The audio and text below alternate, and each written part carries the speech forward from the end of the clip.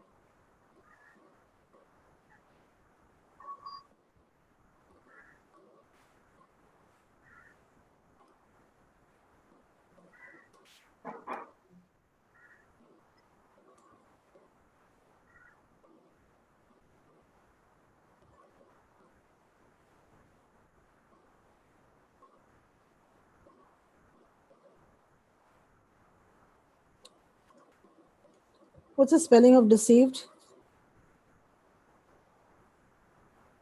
What's the spelling? DECEIVED.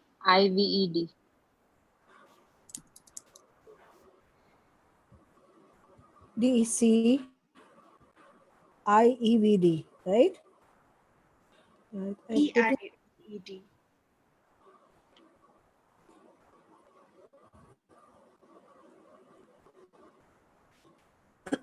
You guys know I can't see spellings at times. That's so I typically before that a C. I I still can't before see an E, it. but never after a C. DECI. CEI. I put it on the chat. Okay, I think I've got it.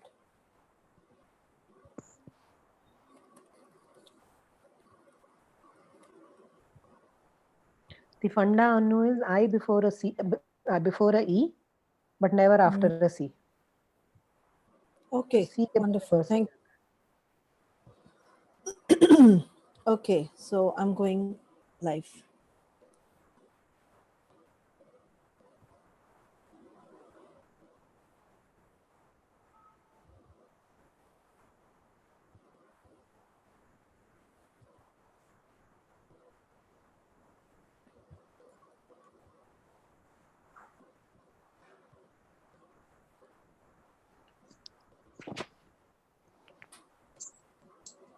Okay.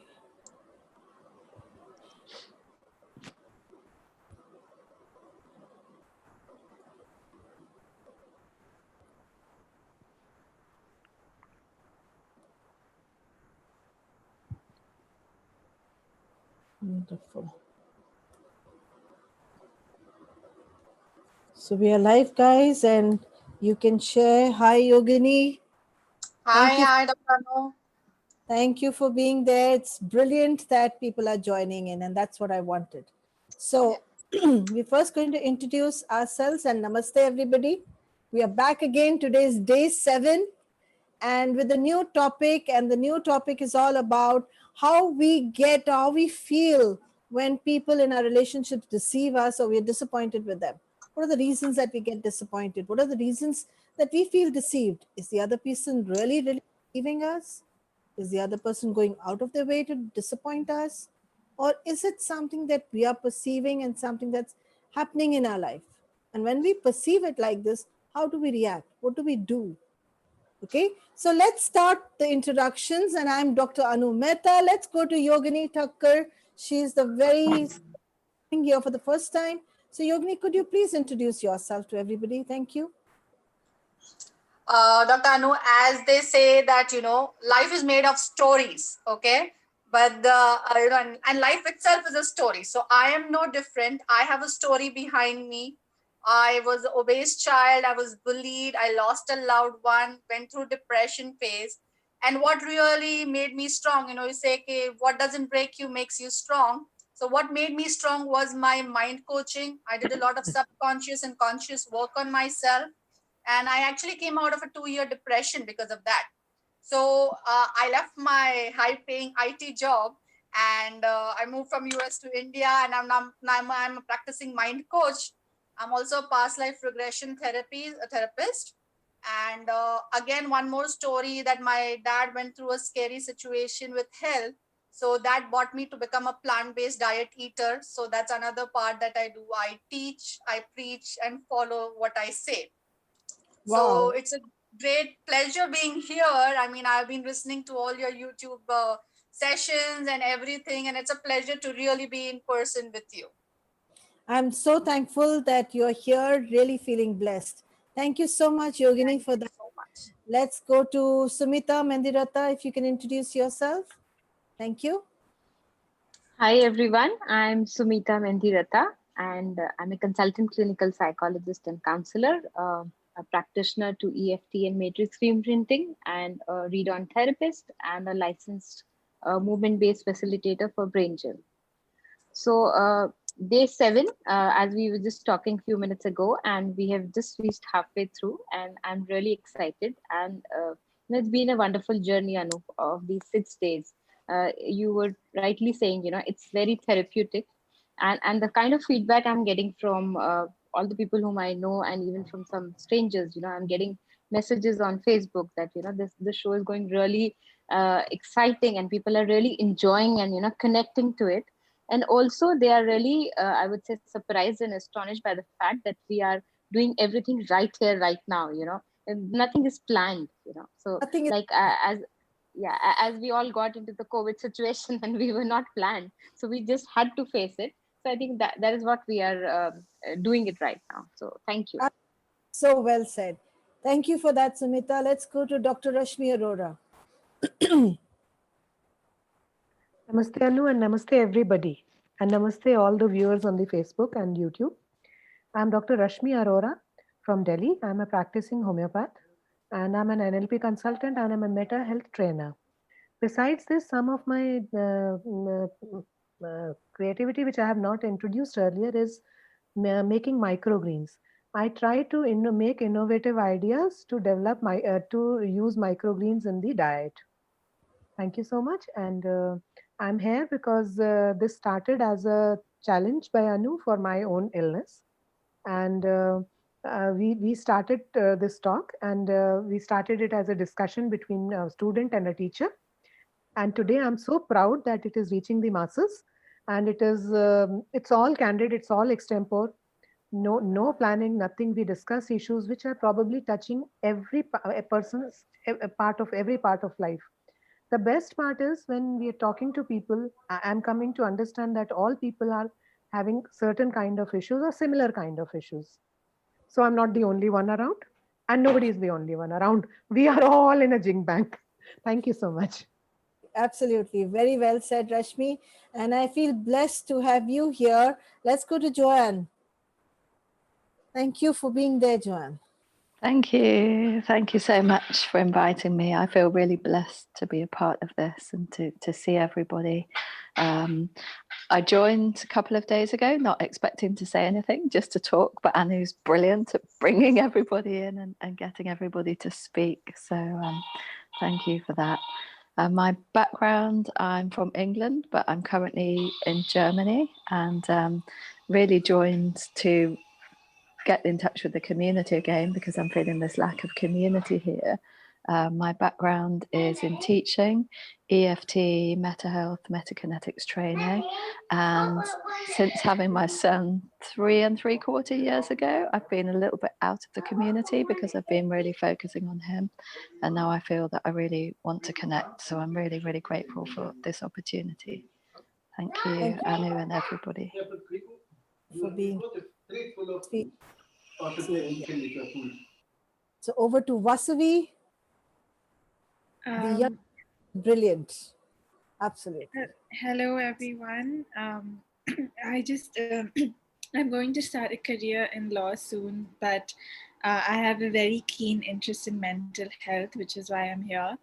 And it's, I did the Meta Health Level 1 workshops and the color workshops by Anu Auntie, and that really pulled me even further into this topic of counseling and understanding the mind. And this was a very spontaneous decision to be here. I just decided that maybe I need to feel less isolated in my own emotions and problems, which is why I've decided to come on this forum and share. So thank you for inviting me here, and thank you to all of you for being here. Thank you so much. And now we go to the only man in the forum, that's Gopu sir. And as his name says, he's the Krishna Kanaya. That's the Lord who used to have so many gopis and so many women around him. So true to his name, he's again over here, the Gopu of this group. So over to Gopu sir. Please introduce yourself. Hi, nice to be among all the gopis. And today's latest gopi is Yogini. Hi, Yes. Yogini. Welcome. I am a Thank you, coach, sir. I'm a mentor, and a consultant. We have been doing this. I've joined a couple of days back, and it's very interesting how we are able to bounce off a lot of ideas, thoughts, and get into a topic and discuss it off the cuff, impromptu, and it just comes uh, uh, as we are talking. So I enjoyed this, and Anu is really amazing, and she's spearheading the whole show.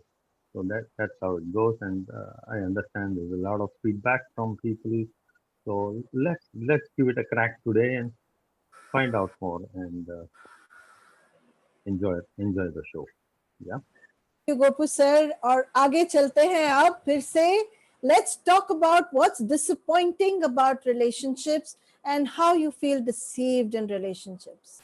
So going from my story, I felt that there were times in my life when I was standing there expecting something maybe from my son, from my husband, from my mother.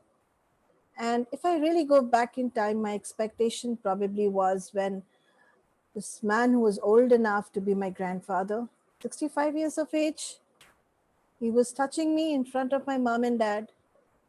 My expectation was that my mom and dad would see, and not just see, do something about it. Like show some anger, maybe slap him or hold him accountable, or maybe even shout at me. It's okay. But show a reaction, do something.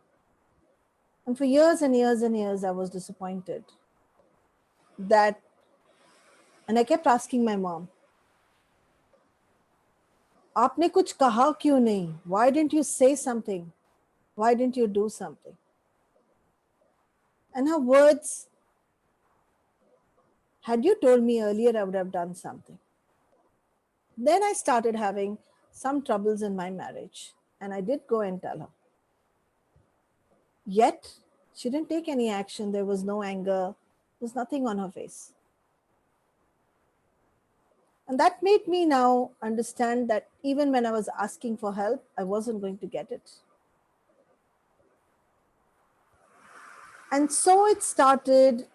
When you are disappointed with your mom, you probably carry that in many other places and you become careful. So I stopped as a consequence asking people for help because I assumed in my brain that I'm not going to get that help and I'm going to be disappointed. Either I'm going to reject people or they're going to reject my story because it's too much for them to handle. I can't bear to look at it. So I would really like and urge each one of you to come up with your story that you know of that could have shut you down. Either you were disappointed with life or relationship, something within you, something outside you. So let's start with Yogini.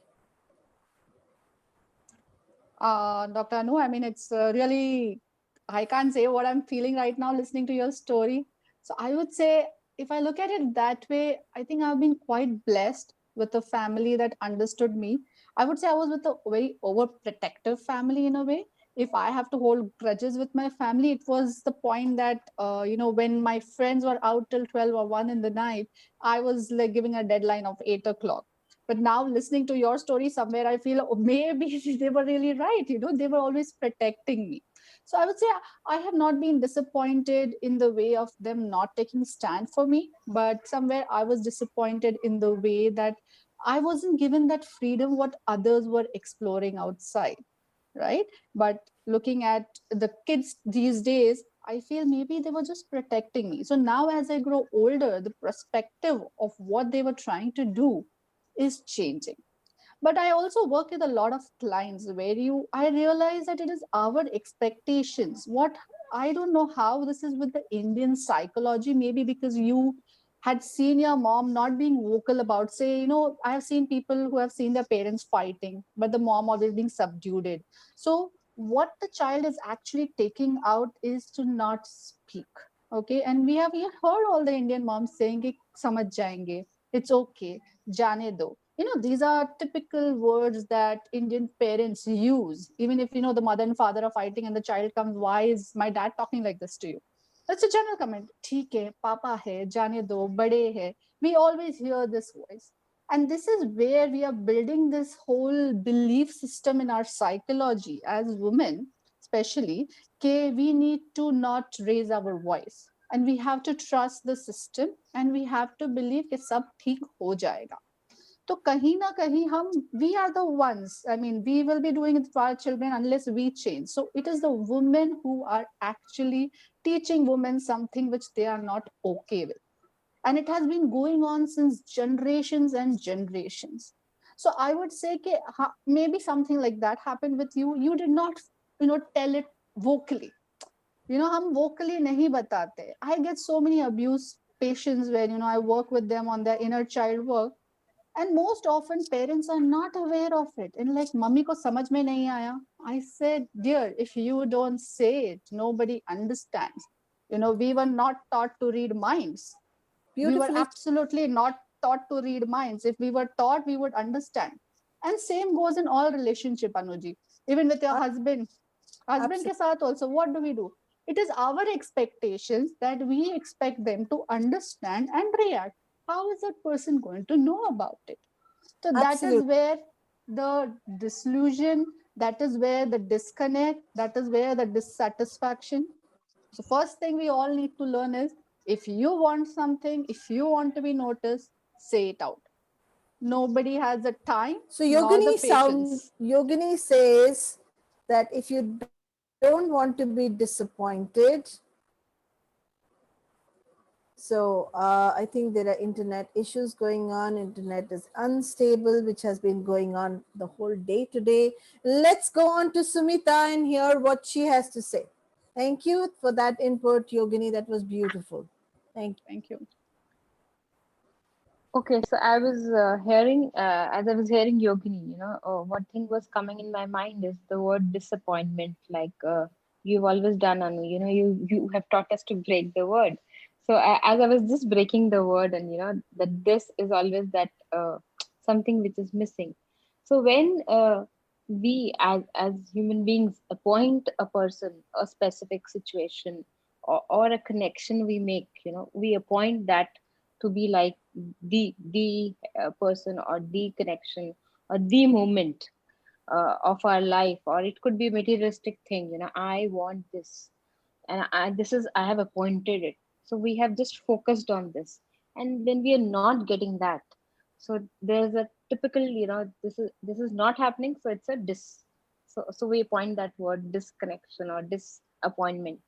So Took when my I am appointment. into, yeah, I have appointed that person, and that person or that situation or that moment or that object I couldn't get, for example, like a chocolate only. I wanted that so badly. It's my need. It could be a physical need, it could be emotional need, anything, and I didn't get it. So at that time what we feel is, depending on the perspective we all have, depending on the environment, depending on how people, your close loved ones as a child, how they bring you up, so you start feeling, perceiving that situation in the same manner. So like for me, I was always being a very quiet child. People who know me from my childhood, like my mom especially, she always gives me a comment when she sees me anywhere talking. She says, "Why didn't you speak in your childhood? Why couldn't you speak when you were growing up?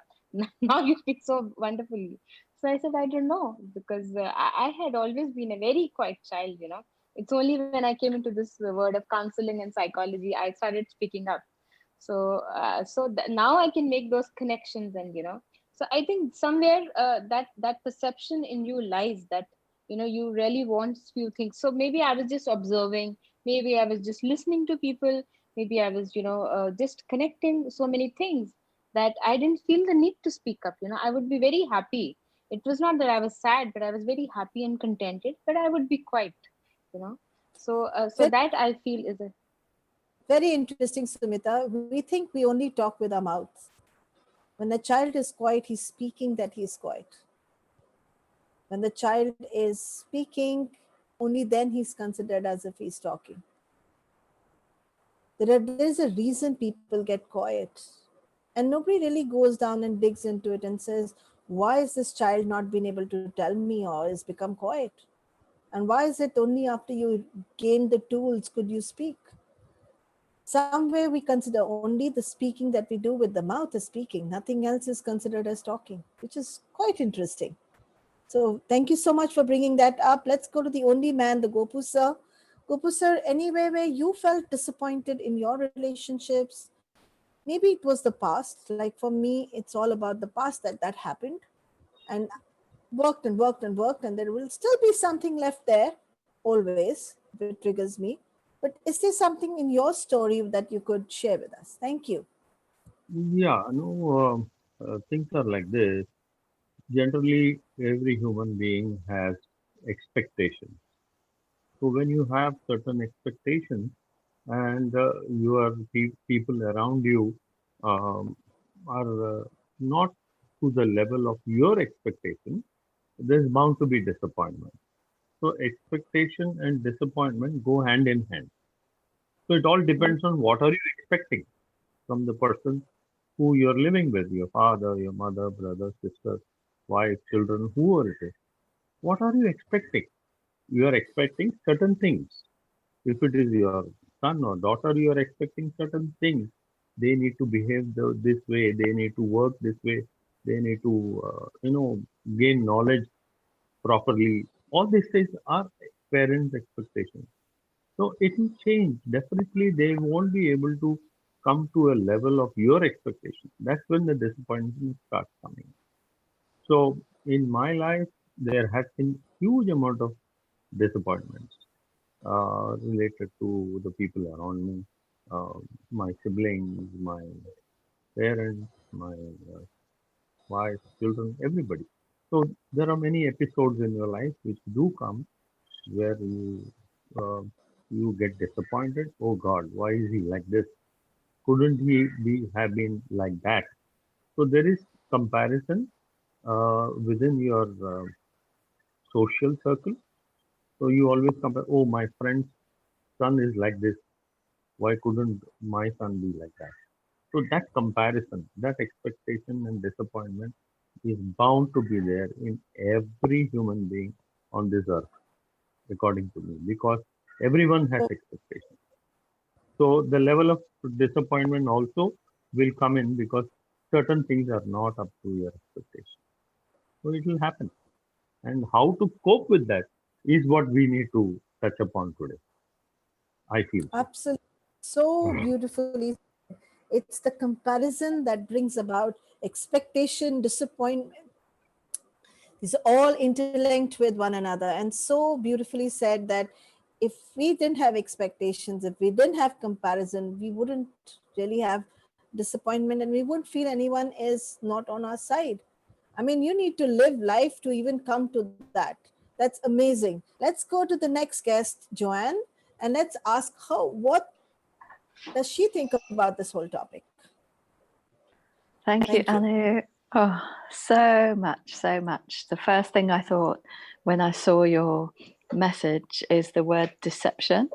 And for me, just what you've all shared is bringing a new dimension to that. But I also felt as a young child that what I really wanted was the understanding and the connection with the rest of my family.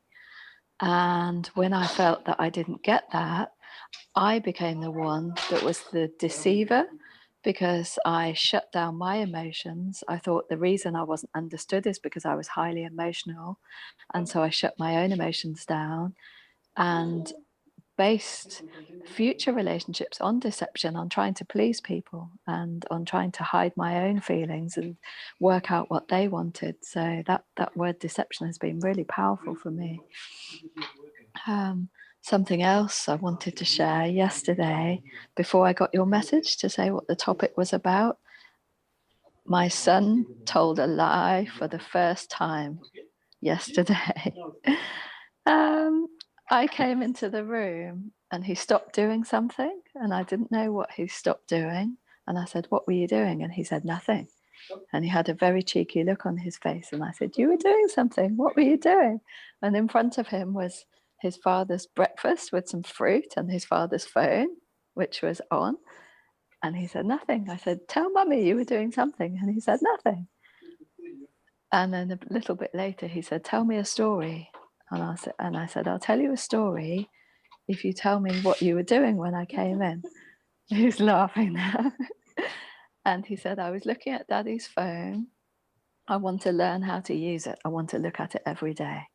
And I said, "That's fine. Thank you for telling me. I just wanted to know so we could have that communication."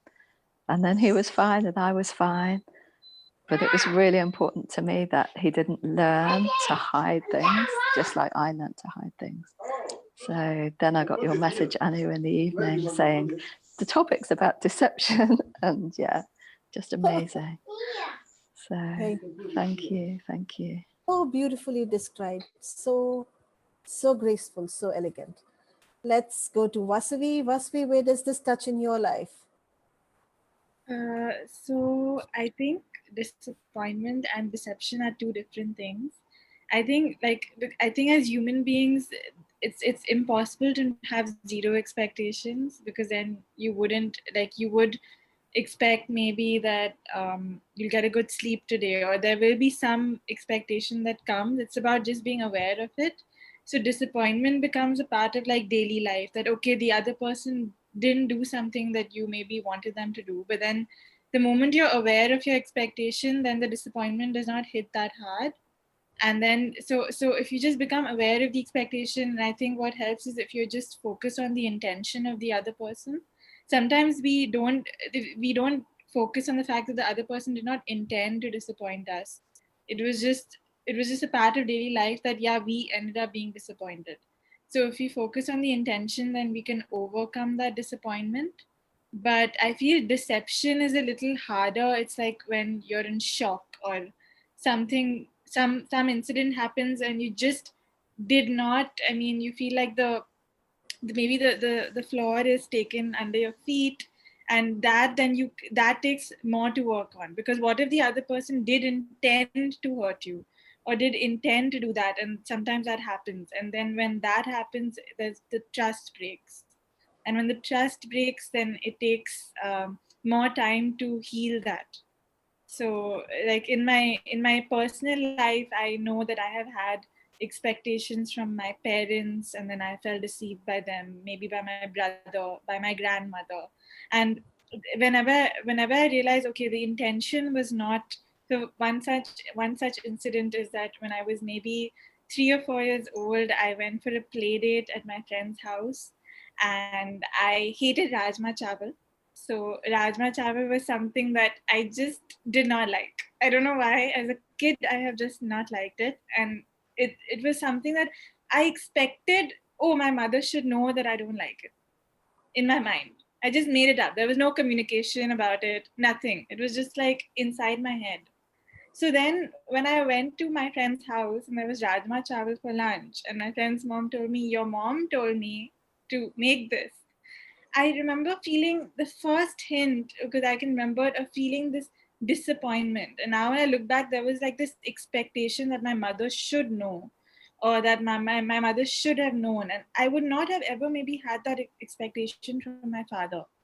So that was something that was very interesting the more I think about it. So I feel like, and I know that my mom did not intend to make sure that I was fed Rajma Chawal knowing that I didn't like it. So it's a very simple incident. This is what I'm trying to say. I think disappointment is a part of daily life. But I feel the more we isolate it, keep it in our mind, make it big, don't communicate it, it creates bitterness in relationships, because then we it just keeps collecting. But the more we talk about it and open up about it, it lessens the gravity of it. Yeah. Absolutely. Thank Disappointment starts with expectation, and deception starts with no expectation. We did not expect the other person to do this. Actually, it's both about expectation. One where we did not expect it, you. and the other where we expected a lot. Let's go over to Rashmi, Dr. Rashmi. Hi, Anu. Hi. Anu, I feel that deception and disappointment, first of all, in my opinion, disappointment is something where we have disposed of being an appointment.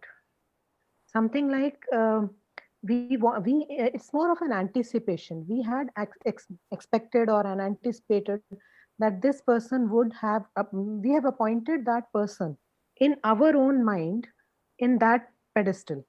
And then when that expectation is not fulfilled, we come back, we fall down from that place. We disappoint that. The other word is deception, which means, for me, it means of D means false, and ception comes from conception. So it is we who make a false conception on a thing. First, we disappoint a person. When a person is disappointed from the post, then we make a false conception about that person or whatever it is. I'll give you a real life example of today. These are daily inputs, and they may occur because we are in an environment which is always changing. So this is occurring to us in every day, but it is up to us whether we have to keep it or we have to move on. This is like a flowing river, which is a gradually flowing river, and the water is flowing, and it will come. Some pebbles will come. Some caricatures might come in the river. Something or the other would be flowing along, but they will gradually take their turn away. So a real life example is of today. My son, I woke him up around 12:30 and told him, around 11:30, I woke him up and said, you wanted to go for the car. I had to get a number plate installed on my car, the new number plate. So he was telling me since 3 days, I will go, I will go. So every time he said, no, mom, don't go. I will go with you. I will go with you. Fine. 11:30, I woke him up. Do you want to go? I have a call at 3:30. So he said, yes, 12:30. Fine. So I was in another consult, and I told him that you wake up at 12:30. He didn't. I woke him up at 1, just 5 minutes, just 10 minutes. 2 o'clock, I had to leave my daughter to the tuition. So she said, 2 o'clock, he said, another 5-10 minutes. I said, Dhruv, I have to come back. I have to come back and work over, and by 3:15, I have a call at 3:30. Another 5-10 minutes. So I told him, okay, I'll go, you leave. But when I was in the car, I understood first thing. Why am I disappointed with him? Because I had expected him to do it, whether he had said it or not. And I had not expected myself to go and do it. Though we were going to go together only and get it done. How does it matter that one person goes or two person go? It's of no use. And the second thing is, it was my deception. It was my false perception that he is misleading me. But actually, he is not misleading me. I can go and get the work done myself also. So that minute, I cooled down. So that reminded me of today's topic, that we are going to talk on deception and disappointment. Thank you. Thank you so much. We have a new guest who I think is sitting in a car, and that's Dr. Archana. Dr. Archana, what have you got views on deception and disappointment with relationships?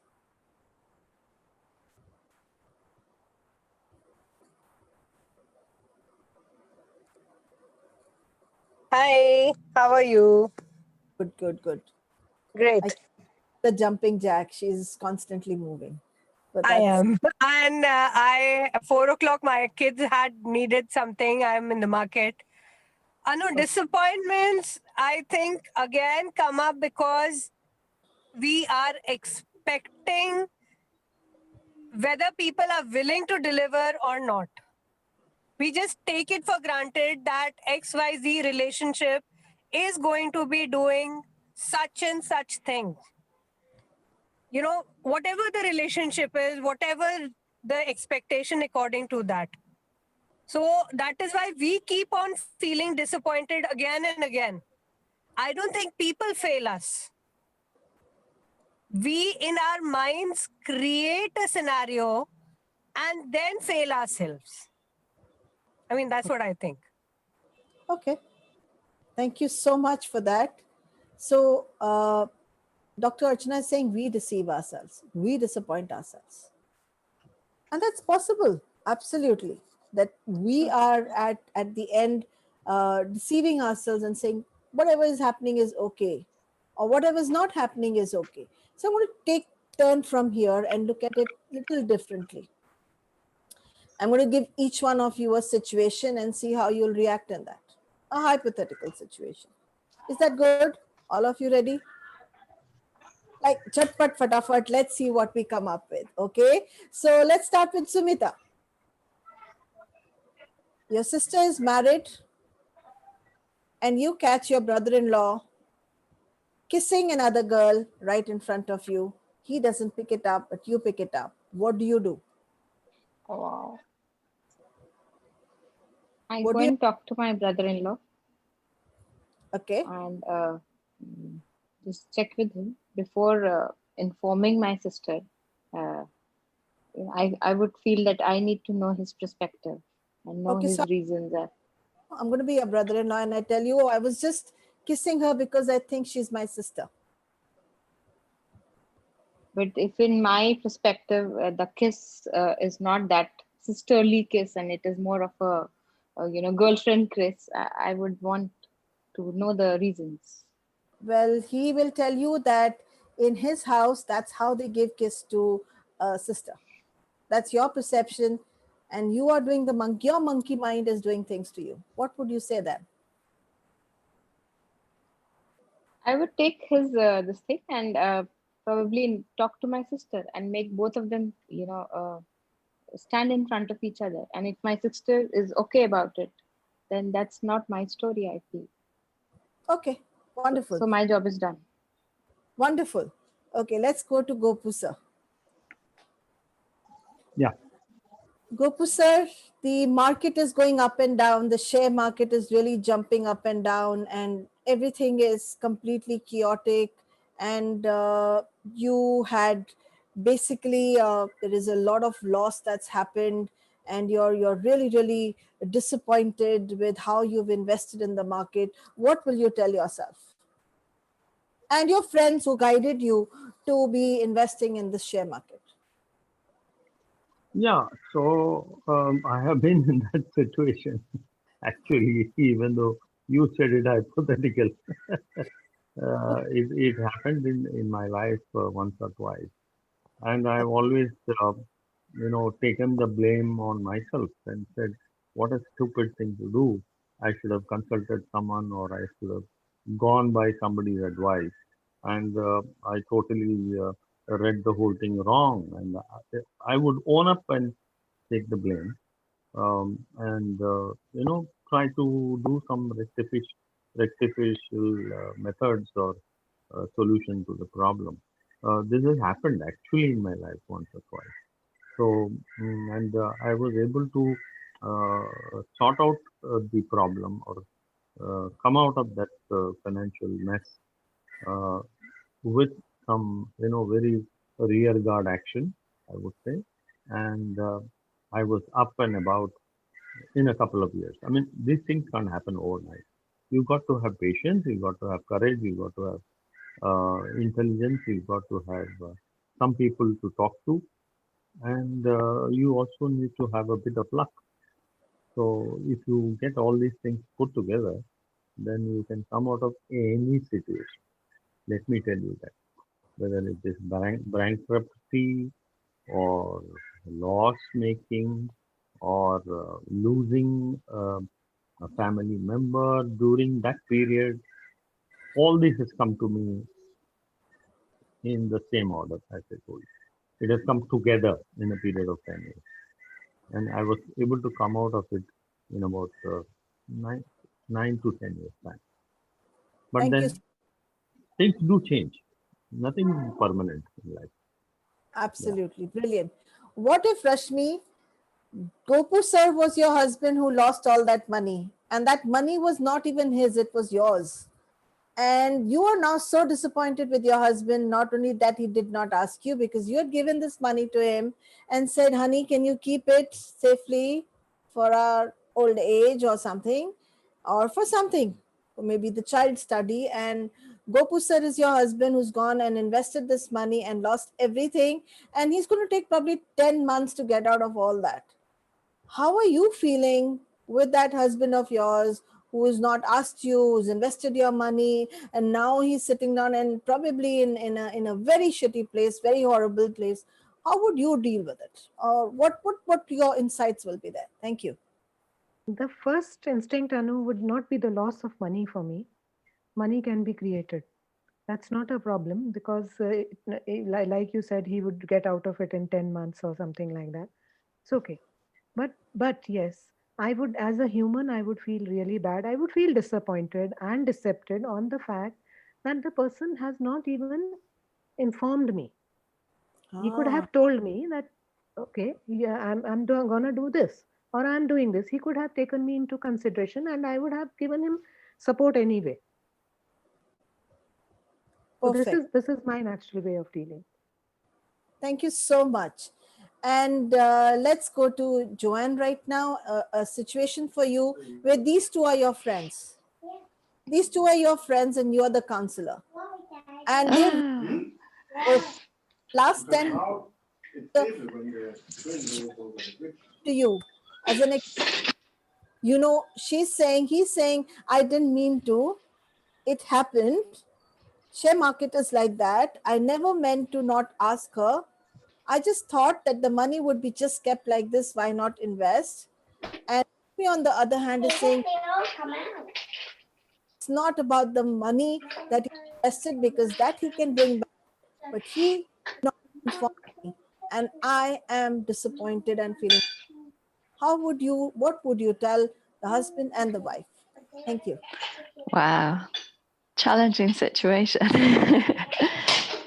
I really think it comes back to a word that you've been talking about, which is intention, which is actually helping them to both see each other's positive intention, and that they're both on the same team at a higher level, that maybe they had different ways of dealing with it, but to be open and honest from now on and look at their intention towards each other. Because the wife's intention was to trust the husband's intention was to do the best thing for the wife.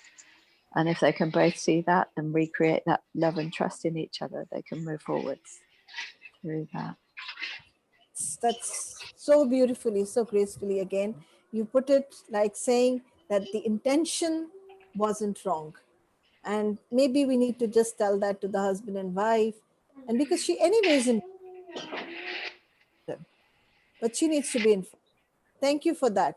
And Archana, my jumping jack, please be still, because you've jumped from this end to that end, and I love you for that. Yet. So let's put a situation in front of you. What if you're trying to tell your daughter something? And it's Okay. something, it's Delhi, sweetheart, you can't go out in the middle of the night. You can't be doing this because I'm coming from a place to protect you. You have to be home by 8 o'clock because Delhi is not a very safe place, or the world is not a safe place. And she's really, really disappointed with you, and she's really, really fed up of you. How will you explain this so that he understands it? That you're coming from a place of love. Your intention is not to not love them, but it's something that's happening. What will you do? I know this is a daily scenario in my house. It's just that her check-in time to our home is 7, not 8. That's all. That's the only difference. Okay. Trust you me, it is there. And the younger one is little younger to be out herself yet. So the elder one does go out independently. She travels by the metro, or she might take an Uber, or whatever. And I think she's a smart girl. She understands. And I have tried telling it to her. My husband and I, we both sat down, explained things to her, that we are not The point is not that we don't trust you. We have complete faith and trust in you. But the world outside is not as beautiful and safe as the environment around the house is. And we can't trust people outside. That's a difficult situation. And especially, we are at the border of Delhi, UP, and it's little more notorious than the other places. So we've been crystal clear with her, explained her the situation, and she, I think, understands it. So, except for once in a while when she makes an exception of coming late, that also she informs. And then we have the blessing of the technology, with which we keep connected, and she keeps her live location on and things like that. So it's like we have done that. And What? I think for our house, it's working fine till now because she's an understanding child. Okay, so So, but it tell, happens. sorry, your voice has got muted. Your voice has got muted. No, that's what I'm saying. That probably because she's an understanding child, and we were faced with this situation when she passed her 12th. So I think it's been a blessing. That's it. Okay. So Vasavi, now you are this daughter who's so understanding, and this the sitting down and actually telling you, you know what, you can't go out now. You're in 12th grade. We are at the border of this and this. It's a notorious place. She's painted your whole life and said that it's not a safe place. The only safe place is at home. What is it that you haven't told her that you will tell her now? Not really here. We're still not telling her, you're talking to yourself. What is it that you'll be telling yourself in this whole situation? I think I think as I grow older, it will become slightly confusing for me to understand, okay, when is the point at which it will be safe for me, or when will I become old enough to start going out on my own? Because I think it's like that sudden transition. Will it happen suddenly one day I'm old enough to be out after 7? Will it be because I've turned from 17 years old to 18, or because from 19 I'm now 20? Like, will it all be a matter of age, or will it be a matter of the change in environment, or will this continue till I'm 25? Like, is there a, like, I think my main issue with the disappointment, deception will be either that I will first trust my mother. I will think, okay, she's saying this because I'm young, I'm not old enough. Then maybe when as I start growing older, if I still, the rules are the same, I might start feeling deceived. I might feel, oh, I thought this would change when I grow older. So that is where I feel like that communication regarding, like, okay, is there a time limit to it? Is there an age limit to it? How do I know when it is safe? How do I understand? So I think I would want all that to be communicated to me as well. Wonderful. And Yogini, you are the coach that you are. And Yeah, this I is am. to you. So And as I said, I have faced this myself, Dr. Anu. So I had this whole thing. I told my parents, see, my friends are going out. Till I was almost 18, I was really protected, never even allowed to go in a train or, all that. But then, so there was this year, my first year of engineering, where I actually lied to my parents, and I still feel bad about it. So I actually had to lie to them because, till I go out and I feel safe, or till the point I don't realize I'm feeling unsafe, how can I tell my parents that भाई ये safe है या unsafe है, क्योंकि मैंने तो वो दुनिया देखी ही नहीं है, right? So I took my chances that day, and I had a good set of friends which my parents knew. So and my friends' parents also knew. So there was some safety net that I had kept out there.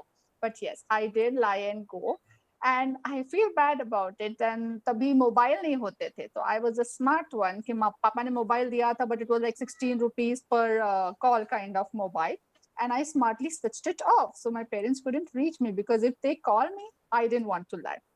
But today, I would say that if both the daughter and the parent is sitting with me together, the daughter needs to understand that this is a protection net that they are giving, and the parents need to understand, okay, you cannot hold back. It's like holding sand in your fist. The harder you hold, the sand will try to escape. So there has to be some liberty and there has to be some restriction, and that has to balance out. So if today for my daughter, I have a daughter who is 10, and if I look back, so my daughter, I go down. So I, in fact, for trying to protect my daughter, but her not feeling let out, I actually take her to every place. And my parents did that eventually, because when I told her, no, bhai, mujhe to ye karna hai. आप decide करो कैसे करना है. So first thing they did is actually gave me a car. कि भाई तुम public transport से travel नहीं करोगे. That is one restriction. You take your car, so you're not bound by someone else कि कोई तुम्हें छोड़ने आए, कोई तुम्हें लेने आए. And wherever we had late nights, they would come and drop me. I was not allowed to hop places. They said, I will drop you where you want, and that is where I will pick you up. And we do that same with my daughter. She's allowed to go everywhere, but we drop her and pick up. So it becomes my responsibility. Abhi, if the parent wants to protect the child as well as a child, give them the freedom, somewhere we know we have both have to sacrifice a bit, right? So the child has to move as per the parent's schedule, the parent will move as per the child's schedule, but we have to find a midway. There is no point fighting it out. Wonderful. So, let's go to the topic of the lies. I just want each one of us very quickly to pick up this and see where have we lied, where have we deceived people. I'm sure we've spoken one lies. So I start with me. I spoke lies to my parents about money. My father was very stingy. If I asked him for $10, he would tell me two. I will only give you $2. And so Anu stopped asking. So this is what I want. My dad would never know if you went into his trouser pocket and removed the money. He wouldn't know how much is gone from his pocket. He never knew it. So I started stealing money from him because it wasn't enough what I was getting. So instead of asking, I started stealing. And my parent one day did find out that, the money went missing. He said, money is missing. I don't know where it is. And I just looked away and said, I don't know what you're talking about. So I did steal and lie when I was growing up. Sumita, what about you? One lie is one thing that you did where you probably deceived. So, as I was growing up, like a around 8 years old child or 9 years, so I used to go to school by a rickshaw, like a very small township I stayed nearby school. So there were a group of 2 to 3 children, and I was very fond of buying some outside sweet or something, and my mom would not allow that. So I would tell the rickshaw guy, get me this thing. So he would tell me to sing a nice song or a poem or something, that like how little children sing. So I would say, okay, that's a deal. So I thought that's a deal between. So I sing a song for him and he would get me that thing what my mom doesn't allow me to do. So I did that sometimes. And one day that guy said, no, I would not bite you. I will not buy that because your mom also refused. Because the rickshaw guy's wife used to work at my place. So she knew the family. Like, I got so angry and upset, I just walked. I just got down from the rickshaw and I just walked to the home. I don't know how I knew the whole path, but I just walked. When I came home, I told my mom, that rickshaw guy didn't come. And my mom was really shocked. She said, how could this happen without informing me? How could that guy come? Then she questioned where the children. I said, I don't know. I just walked. And I was like very upset. And so, because the wife, rickshaw guy's wife, was in my house only, she was also. So my mom sent her back home, and the guy came, and then he told the whole story. And so I was very, and mom said, you just. I said, because so she came to know the whole story about this whole thing happening, and she was like, she made it a rule, like, every time now you board the rickshaw and you get down, so that's has to be informed, kind of a thing. But I had that much of a courage as a 8 or 9 year old. That was my first lie, I feel. Thank you so much. Let's go to Gopu sir. Pehla Yeah. nasha lies. Well, lies are part of life.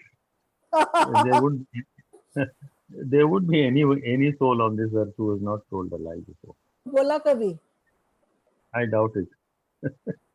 झूठ. So I also have lied early in my life when in school or college. I don't remember going to a movie or staying back in a friend's house.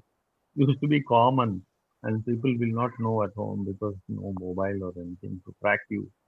But they would guess that I have been to this friend's house who is very close to me and lives right behind my house. So they would call up on the landline and find out. And there goes my lie is covered up and is gone, flying out. And they find out that I'm there. So then I come on the land and tell, yeah, I'm staying back. I'll come in the morning. Wonderful. So it happens many times. It happens for small pleasures. People always used to tell lies in their childhood, I'm sure. So Isn't that's that how it is. Life for is like small that. things we can lie to other people, but when they Hmm. lie, make it such a big deal. So let's go to Rashmi. Yeah. Is any stealing in your childhood or as an adult? Confession Yeah, time. I was a child of 5 years, 6 years, and we were in Zambia. So there was a tree. We went to visit the nuns in the mission. So my parents were having tea upstairs, and I was roaming about in the garden. And there was an orange tree. There were many orange trees. So I just picked up one orange. I plucked it up, ate it, and then I thought, okay, nobody should know that I have taken an orange. There was some hay over there. I put the orange peels under that, and I enjoyed my orange, and it was okay.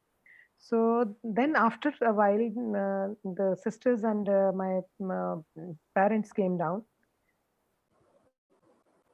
and can you stop a smell of an orange? You can't do that. You can hide the peels, you can hide, I mean, you can eat the orange up, but you can't hide the smell. So that happened, and my parents came. So the head of the department of that mission was she was Sister Cecilia. She said, I can smell oranges. And then she looked at me, she looked here and there, and I said, no, not me. I don't. Yes, I can smell them too. Okay. Then she said, okay. Then none of the elders said anything. My father, my mother, everybody kept quiet, but they knew that it was me. There was no other child around. And they what they did was, when I was leaving, they gave me a box of oranges.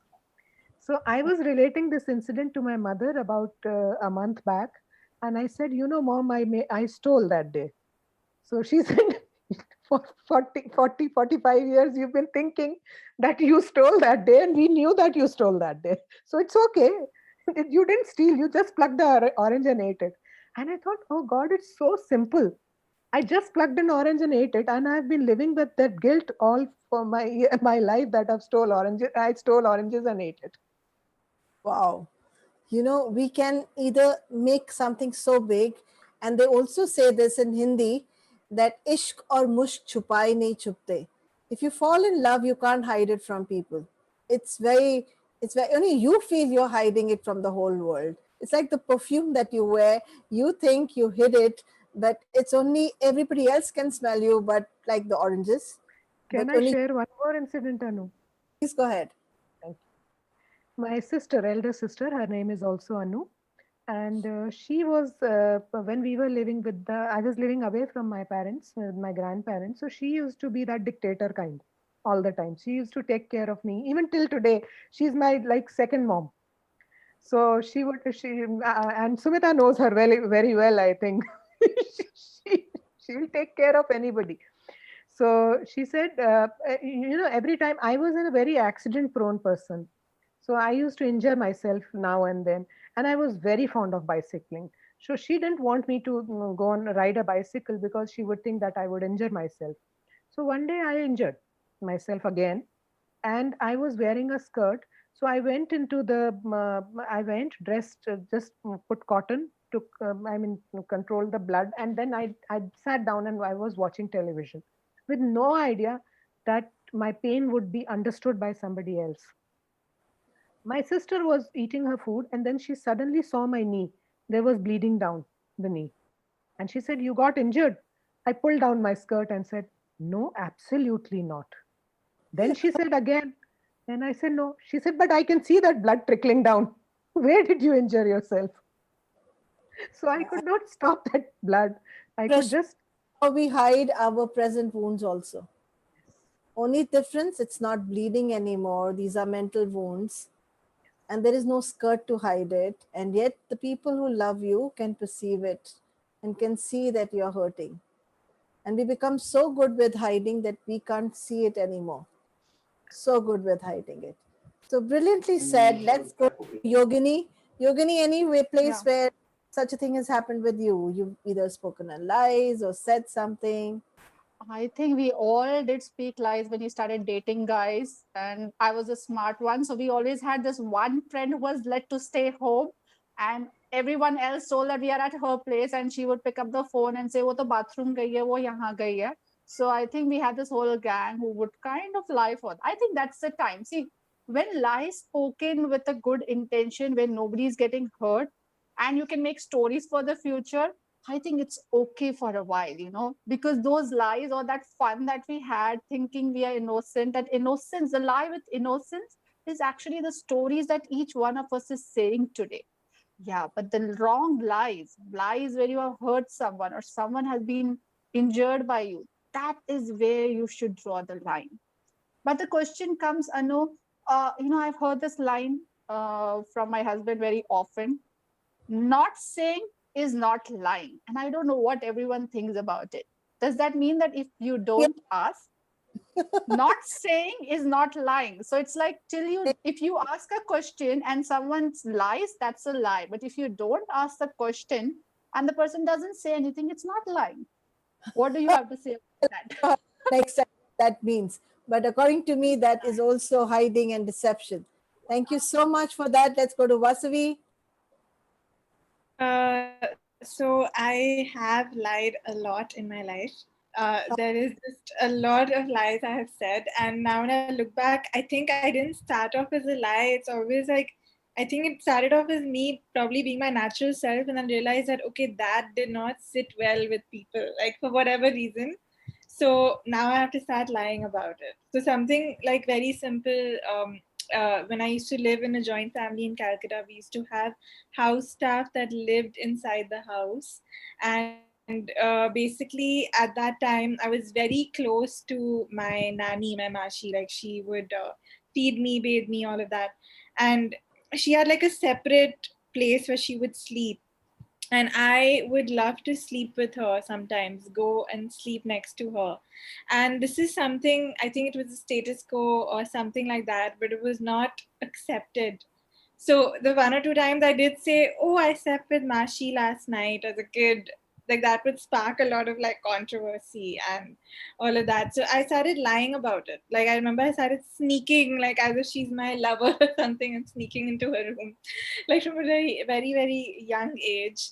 And like I agree with Yogini. I also had a boyfriend, and that entire relationship, I think I've either omitted information or lied about it, because I realized that that is something that just would not sit well with maybe people who are hearing about it, because it's like when you are talking about it, it's taken like, oh, you're rubbing it in my face, like you're really like telling me like about this, like you're putting reality when I didn't ask for so much. So I think it's also sometimes we lie because the other people don't want to know the actual truth. They don't want to know, okay, my daughter has maybe kissed a boy. Like, maybe your father does not want to visualize that or see that. Like, it's you're trying to also like safeguard them, because they will get emotionally like haywire, like just thinking about it.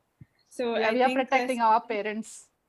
Yes. yes, exactly. I For a feel like change, we are I feel like protecting we're them. protecting ourselves. We are protecting them because that is an image they don't want to see, and that is an image And that they will get. exactly, and also but like if I talk 20 years ago, parents boyfriend hai to usse shaadi karna hai. We're like, no, not every boyfriend cannot be the marriage material kind. We are just exploring. They never understand that part. Yeah, so it's too much to explain. It's like one thing will just lead to a whole discussion, which no one really wants to listen to. So that's why I think. Absolutely. Let's go to Joanne and see whether she's ever spoken a lie or deceived or stolen or done something. Yes, thank you. Thank you. Wow, this is bringing so much up. I feel like the last part really about almost hiding the truth. So the children trying to protect the parents and the parents trying to protect the children. For me, that leads to a lack of trust in relationships. And actually, I think it happened to me as a child that my parents weren't telling me things because they didn't want me to get upset. But I knew and I sensed intuitively that something was going on. So then the distrust develops and the distance in the relationship. And I think that's probably more dangerous than the lie, that what it leads to. So I think honesty in that case is probably the best policy, but as we're growing up, it's hard to do that sometimes. Yeah. My first lie that came to mind is actually my most recent lie, because I've been working on this theme of not being a people pleaser anymore and realizing that I cut off from my own intuition to try and please others. So very recently, about 2 weeks ago, I realized that I was telling a lie to somebody. So we were looking for a house to live, a place to live in Germany. And usually everybody speaks German. And so I can hide in the background only speaking English. But this lady spoke good English. And she said to me, "Do you like the house? Do you want to live here?" And I said, "Yes, yes." But I could feel it was a lie. So once we left the house, I was able to have that discussion then with Kwesi and say, actually, by telling a lie, I realized what my intuition was. And my intuition was it's not the right house for us. So I was actually grateful for the opportunity to tell the lie so that I could see the truth for myself. So that was actually a positive lie in a way that was very useful. Wow, that really puts everything so beautifully. Yes, let's go to Archana. Anu, I remember lying very early in life just to be accepted by people. In my peer group, I mean, people were very smart. I probably being a simpleton that time, and didn't have very much great things in my life going. So I would make up stories and I would lie and say you know false things which would make a very good impression of me in front of people, so that my peers and my friends would just accept me as a part of their group. I did it a lot as a kid. I remember in first grade, second grade, third grade, I have done that a lot. A lot. Wow. So Yeah. here right now looking at two sides of the coin. One side where we are saying people should not lie to us, even about the smallest of the thing. We need to be informed, we need to be told, and we need them to be completely transparent with us. And yet when we do the same, we have excuses, calling it the white lies, calling it it's okay, this is fine. And who's building those boundaries and saying this is fine and this is not fine?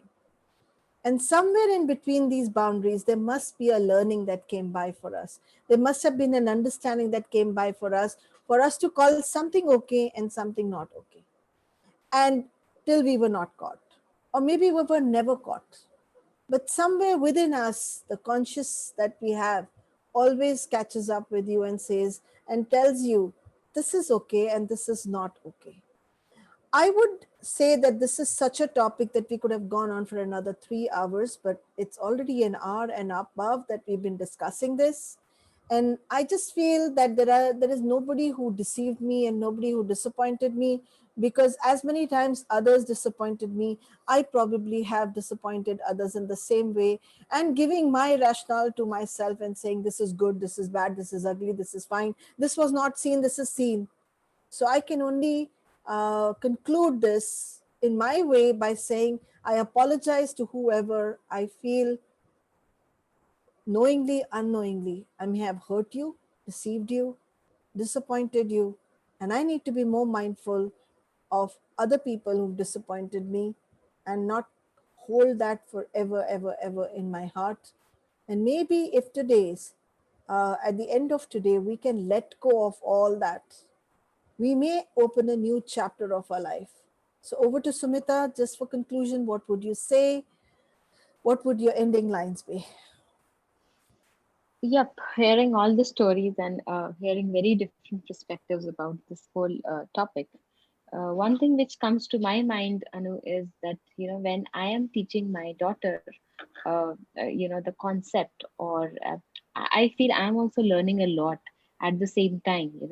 That somewhere that acceptance has to be there within me, within myself, about whatever I have done in life. I feel like we need to go ahead rather than just being guilty or being a sorry state or sad about it. That's an experience. Even when I lied, or when somebody disappointed me, or when somebody deceived me, or I deceived someone, it was a learning experience. And if that information I'm giving to my daughter, that it's okay, you have done it, it's okay, what do you learn from it? So somewhere, like we were talking before, the duality concept of, it is we only we put that yes or no, or good or bad, or white or black. So I think life is colorful. Why we always want to do it in white and black? There are so many different shades, and if we see every shade of it, and that's life. So we just need to go with the flow and understand, and just give that much information to our brain and to the people around us, that okay, that's happened, now let's go ahead. So Wow, that's a big one. That's a big one. Gopu sir, how would you conclude here? Yeah, I would like to conclude by saying that, we know we have done some mistakes in life, or lied, or uh, maybe cheated somebody or something like that. But the fact that we have realized it later, that what I did was wrong, and that you have repented for it, or you have tried to change yourself in the later part of your life, that itself is a great correction process. So I think we need to keep changing all our mistakes, all our faults which are there. Keep changing it as you go along, and you can do it anytime in your life. It need not be in your early part of your life. It can be any time. So keep doing that, and wish you all the best. Thank you so much. I've got the topic for tomorrow. The topic for tomorrow is good, bad, right, wrong. Yeah? Yeah, because all of us said this is good, this is wrong, this is right, this is. So we're still into the polarities. So let's take that up for tomorrow. And let's go to Rashmi. What do you think you would like to say when you're concluding on this topic today? Uh, Anu, this panel gives me a very good perspective every time. It's in fact a leash of life. It's an opportunity to understand, give myself a new learning, and move ahead in life where I would have liked to. What I'm understanding today is when whatever we are stuck on, that is the place where we create a deception. And deception creates our behavior. So once we understand what is the disappointment, what is the deception, we can modify our own behavior. And that behavior of ours only harms us. It may harm other people also, but of the time it harms us. So this is something like that. This panel always, I mean, enlightens me so much, and I look to a greater perspective of being a better human every day. Thank you so much, Anu, for creating this. Thank Thank you you, so much, Rashmi, for and being. thanks everybody else. Pardon, Yes, Anu. what Sumita said, that she had to walk back from the rickshawala, and that walk must have taken her life away, but she rather walked and held that anger. And that's how we get stuck. We reject people, we reject luxuries, we reject things, we reject our mother, our father, because for us, our truth is more important than our relationships. And it's about our relationships need to become more important than anything else, but that's not where it is. So let's go over to Vasavi. Vasavi, how would you conclude? I want to first say thank you for everyone to sharing their stories. It brought up a lot of emotions, and this panel was just amazing. The topic. I think what I've understood is that we lie because somewhere we are afraid to own our own truth, or because our truth has been rejected so many times that because of that fear of rejection, we lie. And I feel like as I've grown up from that little girl who lied about just sleeping with her mashi or about relationships, now today at 23, I can say that I don't lie as much. It's because somewhere I feel like that I still I'm not completely there where I know I'm not able to be completely honest out of sake of my loved ones and knowing they may not accept my truth. But I feel that the more comfortable you become with your truth for yourself, the more comfortable you become in your own skin with the choice you make. Like it could be going on a date, it could be going and like I don't know, buying a bag that is very expensive. It could be anything. The more comfortable you become in the decision you're making, the less you want to hide it, knowing that it may be rejected. So I think it all comes from how comfortable we are in the choices we make, and then that makes us lie less to the people around us, because each lie sort of breaks trust, as Joanne was saying. Each lie takes away the trust in a relationship. It's like a marble jar. There's this analogy where a jar is full of a lot of marbles. So each lie is like taking out one marble, one marble, one marble until it's empty, and then filling it back up is just as difficult. So it's a very small process. So I feel like the more we are able to own our truth and be comfortable with who we are, the less we will lie. And people who really love and care about you will accept you. That's what Absolutely. Absolutely. Joanne, what would you say the last words before we go to the next topic tomorrow? The last words.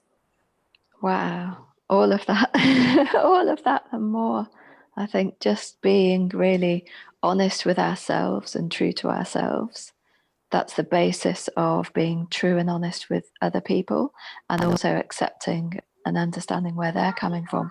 If we truly understand and accept ourselves, then we can truly accept and understand where other people are coming from too. So much for that. And Yogini.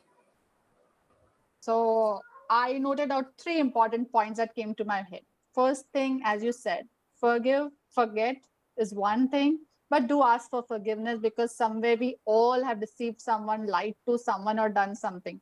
And the most important, first forgive yourself. Most often we live in our own guilt, which is making us lie even more. It's a vicious circle. So, when we are guilty of something, we keep covering up, making makeup over it, and that, keeps increasing. Second thing I have learned over time is stay away from social media. The moment you stay away from social media and those Saas Bahu serials, your expectations in life will come down. Because every morning, what we are doing is open up social media. Arey, ye to Maldives gaya, ye Goa gaya, ye yahan. I am not doing. Automatically, your mind has this whole thing seeing others happy because you are somewhere not happy. Your mind is craving that. And that's where your expectations start rising from people around you. So I think once you shut that down, I think half of the problem is solved there. You'll stop expecting because you start living your life rather than other people's life.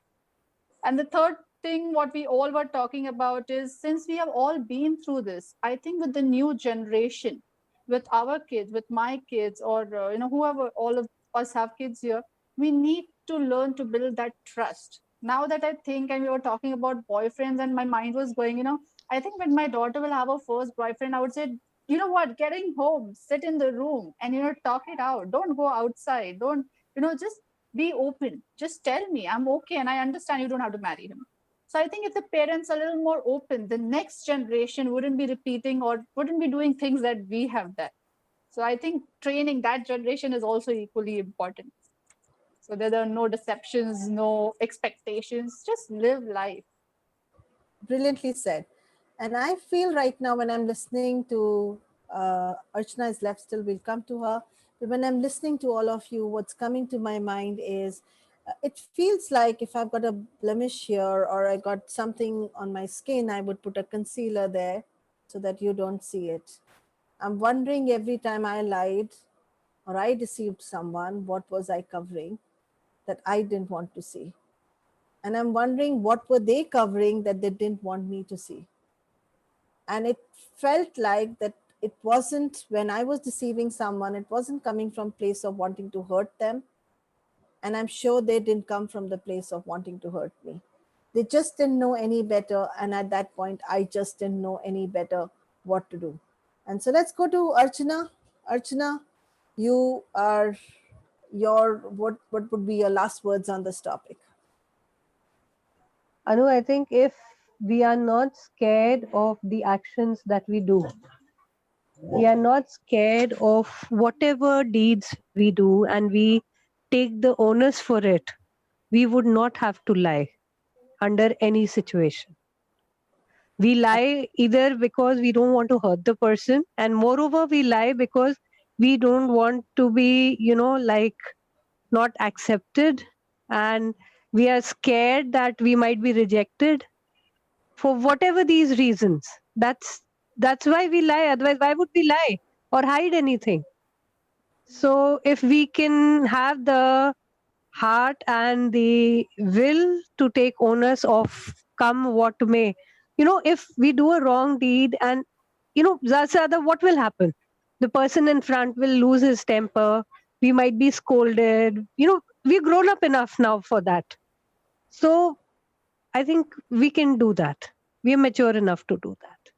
Wonderful. So all beautiful people out there watching us on the Facebook, and I'll be putting this up on the YouTube. You can go on my channel and subscribe, or you can come back on the Facebook and again watch this. There's 6 more topics that have already been discussed before this. You can go and watch on the Facebook, or you can go over the YouTube and go through them. I'm really, really, really, really grateful. This was Jhatpat Fatafat. We came up with something, and just when you were talking, I was thinking about what's right, what's wrong, what's good, what's bad. And that will be the discussion for tomorrow. If any one of you wants to join in, and I invite this whole panel to be there if they want to be there tomorrow. If you are okay with being there, just put a message to me back. Yes, we are okay with being there. And let's do it again at the same time, 4 o'clock tomorrow evening, if that suits everybody. Wonderful. So big thumbs up to all of you. Keep happy, keep really enjoying yourself. And there is deception we were just trying to protect. So love you all and stay happy. If you like what we are doing, please do go and put the feedback on the Facebook. Your feedback is really, really, really important. It gives us life and makes us go further. Thank you, Yogini. Thank you, Anu. Thank you. Thank you. I would love to be there tomorrow, Anu. Wonderful. Great. Please. Thank you. Vasavi. See you tomorrow. Bye. Thank you. Bye-bye. Bye-bye. Thank you. Thank you so much. Thank you, Joanne.